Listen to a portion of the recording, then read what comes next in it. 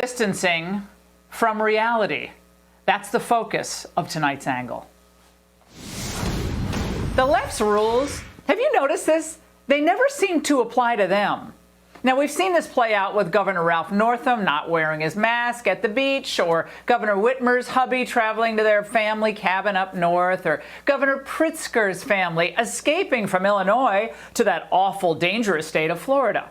Mayor Lori Lightfoot, she got her hair styled as she kept salons closed for everyone else in Chicago. But if you still wanted to give these blue state governors and mayors the benefit of the doubt on these COVID lockdowns, well, now you can disabuse yourself of that notion for good. In late April, Mayor de Blasio denounced Hasidic Jews who gathered for a funeral in Brooklyn, and he used the police to break it up. The notion that people would gather in large numbers, and even if they didn't mean to, would spread a disease that will kill other members of the community is just unacceptable to me. If you saw anger and frustration, you're right. I spoke out of real distress that people's lives were in danger before my eyes, and I was not going to tolerate it.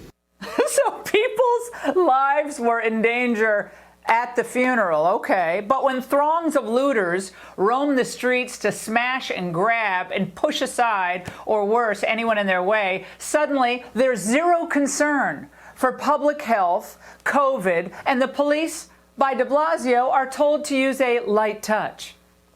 Overwhelmingly peaceful protest. Protesters respecting the ground rules set by police, police doing exactly what they are so good at. There's a small anarchist group that's been violent, and then there's a small criminal element that's been violent. But you're talking about an infinitesimal percentage compared to the overwhelming majority of the protesters who have been peaceful. No COVID concerns. So, but if thousands of people show up in, let's move on to Charlotte, North Carolina, to march against police brutality, okay, they're welcomed, fine. So you're right to peacefully protest.